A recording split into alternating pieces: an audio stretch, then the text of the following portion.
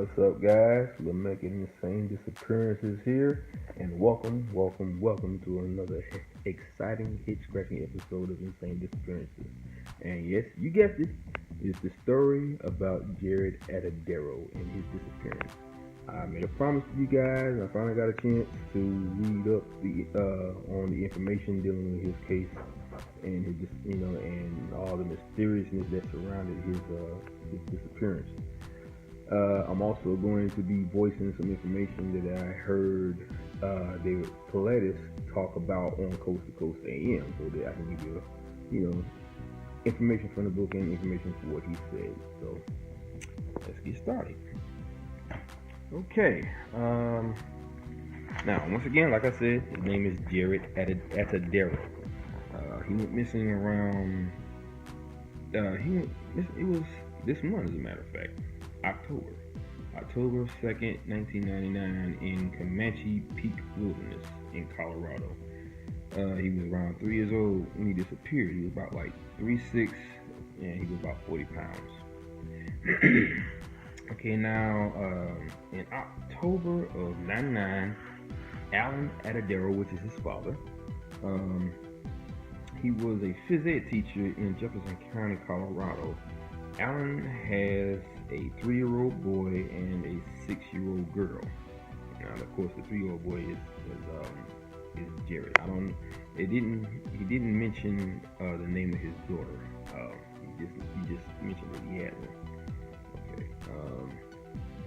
Now, Alan, he actually owned a resort by the Poudre River, and it was about, I'd say. It was like, let me see. Well, it was on the South Fork of Poudre River in Larimer County, Colorado. It was approximately 50 miles west of Fort Collins and 75 miles northwest of Denver. Now, during the weekend of October 1st through the 3rd, Allen's resort was host to a Christian Singles group excursion. The group was going to have an outdoor excursion at his resort. Let's see, about before the winter hit the region. His gorgeous resort sits on Highway 14,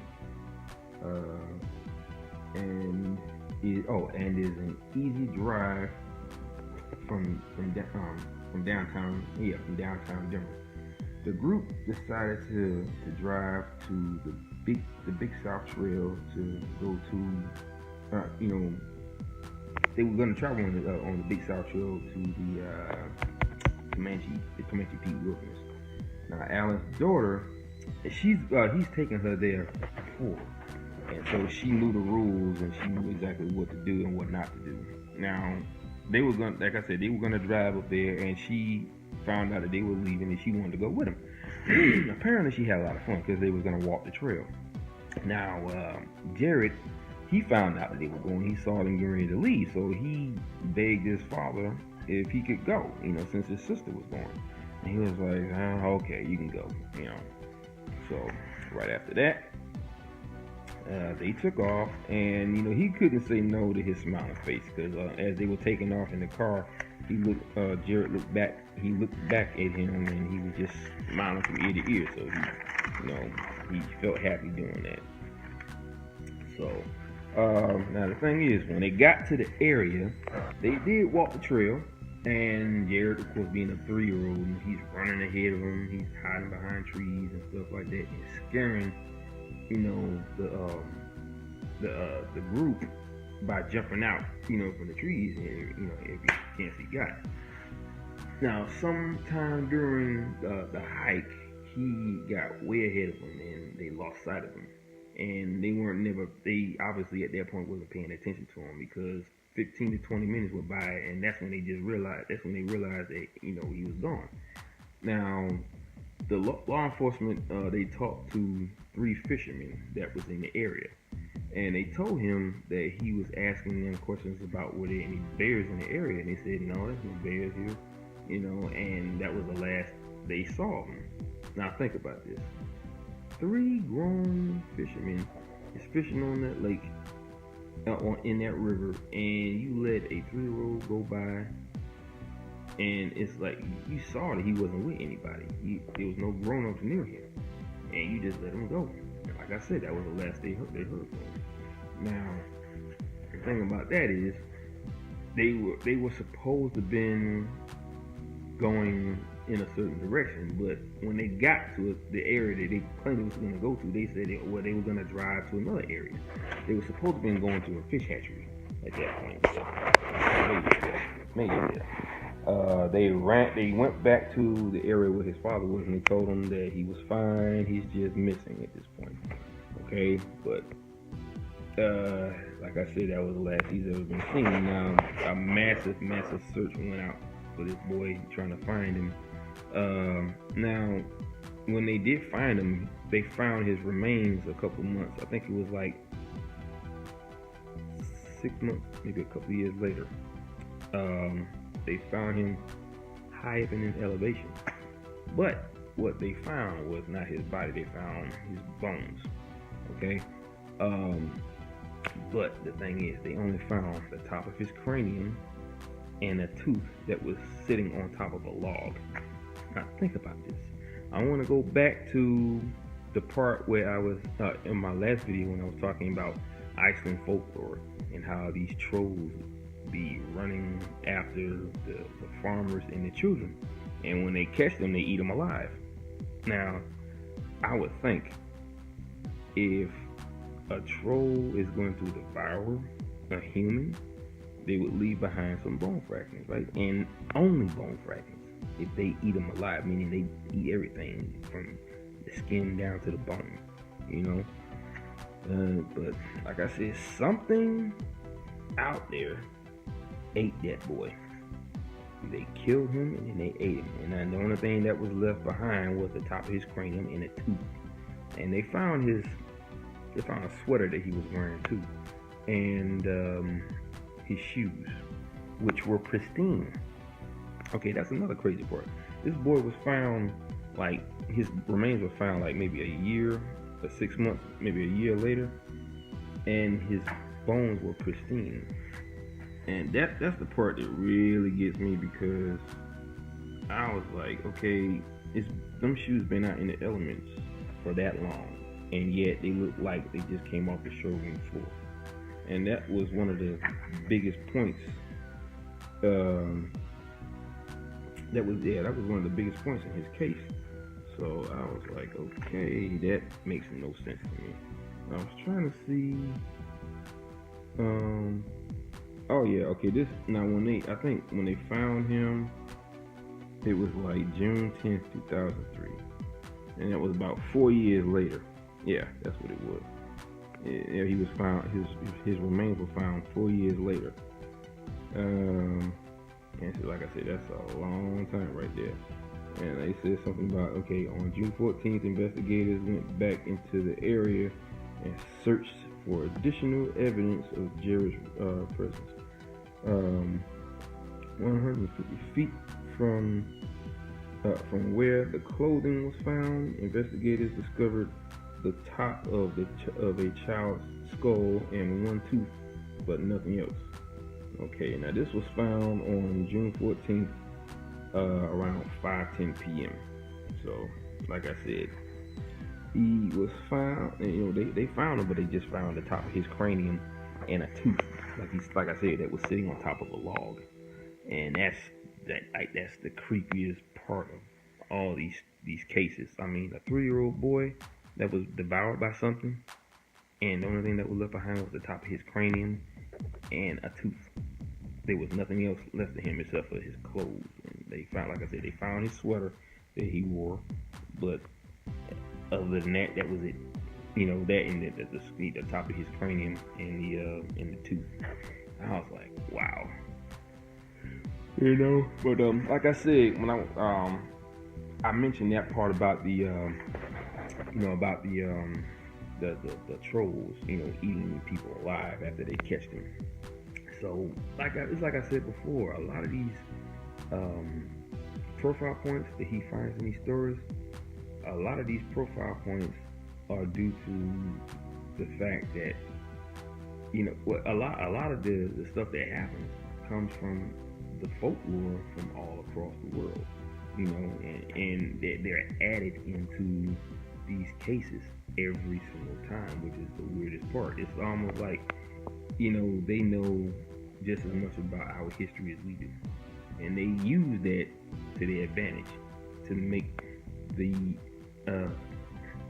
idea of trying to find out who they are just as difficult as trying to figure out why this is happening.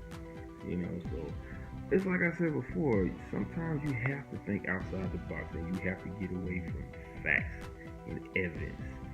You know, because at the end of the day, none of that stuff matters, because you spend all this time trying to find facts and find these profile points. Not saying that that's not important. It's very important, because that's what leads you to think this stuff. And I think that is very, that is something that is very useful when you start to think about, you know, what's really going on here. And trying to figure out what's going on here from facts and certain beliefs is not helping, because people, especially the parents, have a hard time believing that their son just up and just vanished without a trace, or they were eaten by something that they can't explain. They'd rather say, oh, it was a mountain lion, or it was a Bigfoot, or a bear. Okay, animals do not devour the body. They chew at the meat. I mean, I hate to put it like that, but it's the truth. They chew at the meat, and they'll drag the body a couple of feet maybe, and then they'll bury it and save it for later. Okay, that's what they do. That's what animals always do. You know, no matter who it is. But when it comes to these cases, animals are not involved in this. Serial killers are not involved in this. Rapists are not involved in this. Kidnappers or pedophiles. None of these are involved in these cases, because they wouldn't do that. And a person who used to be a 20-year veteran cop can spot that, you know, out in a second, and that would be David Paulides. But it's all these cases are just weird beyond compare, because, you know, like I said, I think outside the box. I use what I know about the unknown and the paranormal and the weird to figure out what's really going on here. Yeah, okay, if you want to prove it, you gotta have facts. I understand that, but these things are not giving us any crucial evidence that could tell us what they are or who they are. Okay? Now, my theory was it was some sort of next level serial killer from another Earth, you know, who found out he or she or it can kill people without even laying a hand on them. Okay? These people are being killed in a way that leaves no evidence whatsoever, or leaves any marks on the body. So therefore, the only thing you can think of is that somehow they're using their mind to kill these people. I would think that's the only way you could kill someone without touching them. You would have to kill them with your mind. You know. What else is there for you to say? If you can't find any reason for them dying on their body or in their body, yet you still find strange things like GHB, or a high alcohol count, or a high blood alcohol count. All these things are just very unusual, because they don't normally happen. I mean, when it comes to regular case about someone disappearing or someone just being killed or whatever, you don't find these things. Now, if the blood alcohol count is high on a person that had an accident, that would make the cops say, okay, well, obviously he was drunk and he lost control of the car and he crashed and he died. That's a logical way of thinking. But when it comes to these cases and people are just showing up dead without any reason at all, you know, for them dying, what else can you say? You can't say anything but the stuff that goes beyond rational thinking and logical thinking. Logical thinking, out the window. Rational thinking, out the window. The only thinking you have is the weird, and thinking over the top and outside the box. I mean, what else is there? I'm just being completely honest. You know, so for all of you that don't believe that a child or a grown person is just vanished without a trace, or you know, or they're being killed by someone who is human, you need to get away from that. I mean, seriously, people really do need to get away from that, because I'm thinking that's the only way any of this is going to get solved. Now, David Paulides and George Knapp said that David Paulides said that he thinks it's solvable, you know, but the only way it's going to get solved is if you get away from rational and logical thinking. Stay away from that, because that's not helping. You know, because if a person says, "Oh, it's a mountain lion," or they die from exposure or hypothermia, none of that stuff is ever found in any of the evidence. None of it. The only thing that's found is they're dead and they've been placed somewhere with hardly no clothes on, and the body is clean in a wet area, and they're face down in a creek bed or in a river. Just think about it, you know, because he did say that when the men are face down, it's because of their body weight. That's the reason why. And a woman is always face up because of her body weight. Okay, that's a very astute way of thinking about it when it comes to the bodies. You know, the buoyancy of the body and the water combined makes them float differently, I guess. You know, I don't know, but that's what he said. But my theory about all this is that it is something that is very, very weird and very creepy. It's very creepy, and it's not something of this planet, not something of this earth.